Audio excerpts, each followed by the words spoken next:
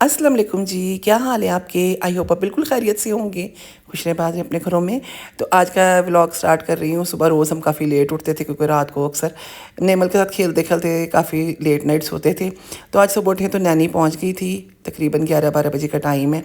और नेमल के सारे कपड़े वगैरह चेंज करवा के इसको फ्रेश कर दिया था और नेमल खेलना शुरू हो गई थी अपने टॉयज़ के साथ। तो बस जी दोपहर को हम निकले थे। अभी तो ये काफ़ी अच्छा मौसम था, यहाँ पे ठंड थी।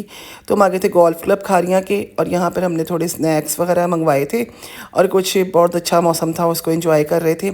और उसके बाद हम आ गए थे जी मार्केट। तो यहाँ से हमने नेमल के कुछ ड्रेसेस देखने थे, कुछ ग्रॉसरी करनी थी। बस यही काम करते करते ना काफ़ी शाम हो गई थी, तो भूख लगना शुरू हो गई थी। तो हम आ गए थे डिनर के लिए जी। ये लाहौर कोई होटल था, यहाँ पे रेस्टोरेंट था, खारियाँ का ही करीबी। तो यहाँ पर आ गए थे। तो अंदर तो काफ़ी अच्छी इन्होंने डेकोर शेकोर काफ़ी अच्छी इन्होंने की हुई थी। खाना भी काफ़ी बेहतर था इनका। कुछ हद तक कुछ चीज़ों में थोड़ी बहुत इनकी कमी बेशी थी, लेकिन कबाब बहुत अच्छे थे, कढ़ाई बहुत अच्छी थी इनकी। और साथ ही हमने सब्जी मंगवाई थी। तो बहुत शदीद इस वक्त भूख लगी हुई थी, तो खूब इंजॉय किया खाने का। और उसके बाद जी यहाँ पे लाइव मीठा पान भी बना रहे थे। तो यहाँ से मैंने मीठे पान बनवाए, बड़े ज़बरदस्त से, बड़े मज़े मज़े की चीज़ें उन्होंने डाल कर दी इसमें और बड़ा ही रिफ़्रेशिंग सा था। तो इसको एंजॉय किया और उसके बाद जी अब रात हो चुकी थी, तो घर की तरफ जा रहे हैं। नेबल भी थोड़ी परेशान हो जाती है, ज़्यादा देर रहे बाहर तो बच्चे आपको पता है थोड़ा चिढ़ना शुरू हो जाते हैं आउटसाइड। तो अब हम जा रहे हैं जी घर। और नेक्स्ट डे आज मैंने जाना था लाहौर वापस। तो नाश्ते के बाद दोपहर को निकले और मेरे हस्बैंड ने मुझे ना सियालकोट मोटरवे से पिक करना था।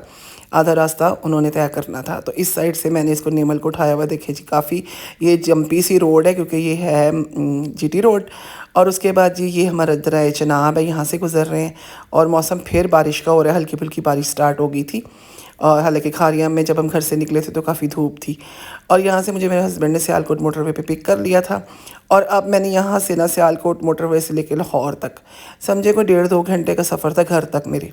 और मैंने इतनी नेचर की चेंजेस देखी कि मैंने अपनी पूरी ज़िंदगी का मेरे फर्स्ट एक्सपीरियंस था कि जैसे ही मैं गाड़ी में बैठी हूँ, देखे पहले धूप थी, फिर हल्की फुल्की बारिश शुरू हुई। और साथ ही ये गंदम के बहुत अच्छे अच्छे ये देखे यहाँ पे खेत थे। दुख भी हुआ कि जी इतनी तेज़ बारिश में सारी गंदम बर्बाद हो गई थी।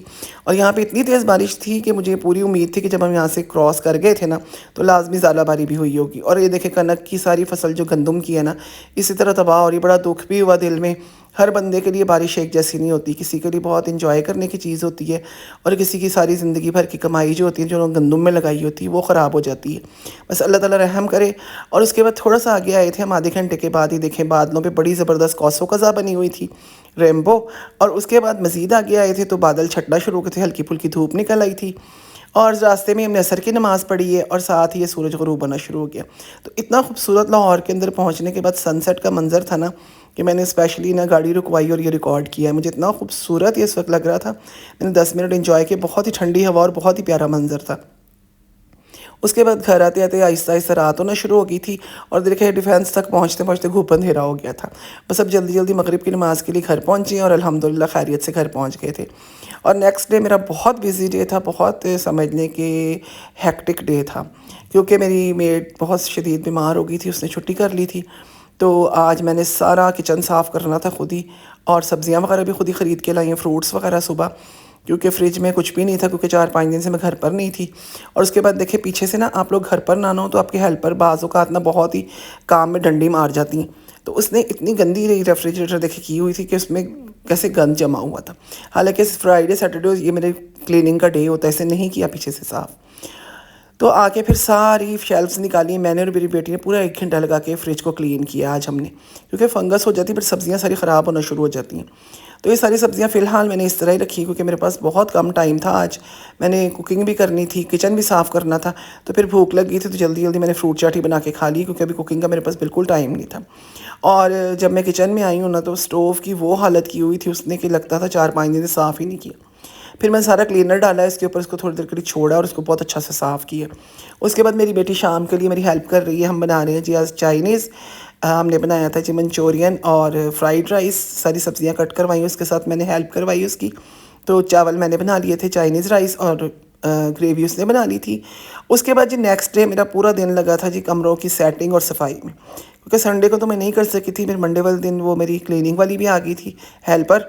उसके बाद मिलकर सारी सेटिंग चेंज करवाई, क्योंकि एक चेयर मैंने इधर रखी हुई थी, क्योंकि मेरी बेटी को ना थोड़ा लेग की पेन निकल आई थी छिले में। तो उसकी वजह से मैंने एक चेयर ना अपनी इधर रखी हुई थी, जिस पे वो रिलैक्स थोड़ा कर लेती थी। अब वो वापस चली गई थी, तो मैंने दोनों चेयर्स वापस अपने कमरे में की हैं। कुछ स्टडी टेबल वगैरह इधर उधर किए हैं, और कुछ झाड़ पोंछ सफाई का पर्दे शर्दे सब बेडशीट्स चेंज करवाई, जो पीछे से उसने चेंज ही नहीं की थी। उसके बाद अपने कमरे की सारी सेटिंग की है, अपना ड्रेसिंग रूम ऑर्गेनाइज़ किया है, हर चीज़ को सेट किया अपनी जगह पर। जैसे बिखरी पड़ी थी, आपको पता है जेंट्स भी कोई इतनी अच्छी सफाई नहीं रखते बाद में था। उसके बाद जी अब मैंने आज बनाना था जी अरवी और बैंगन। तो ये लंबे वाले बैंगन लिए थे, इनको इस तरह मैंने लंबे रुख पे कट कर लिया था। मैं इनकी डंडियाँ में डाल देती हूँ, इस तरह बैंगन कड़वे नहीं बनते। और अरवी को काट के थोड़ी देर के लिए नमक लगा के रख दिया था, इस तरह लेस मर जाती है उसकी।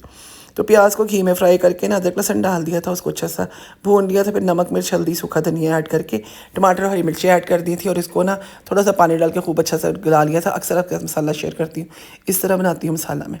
तो जैसे ये नरम होना शुरू हो गए थे ना टमाटर, तो जब तक नरम हो रहे थे तो मैंने ना अरवी के ऊपर जो नमक लगा के रखा था, इसमें पानी डालकर इसको खूब इस तरह से आप हिलाएंगे ना जब इससे बीटर से, तो इसके ऊपर से सारी जो लेस होती है ना वो साफ़ होना शुरू हो जाती है। 2-3 पानियों से अच्छी तरह धो लें, स्ट्रेनर पर रख लें।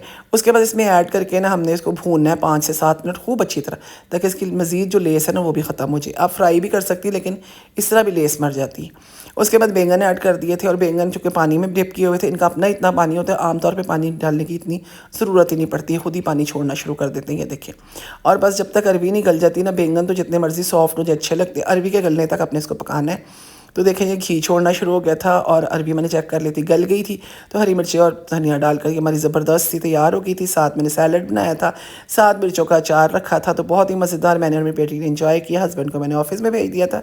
तो यहीं तक था मेरा आज का व्लॉग। फिर मिलेंगे नए व्लॉग में, तब तक के लिए इजाज़त दीजिए। अल्लाह हाफिज़।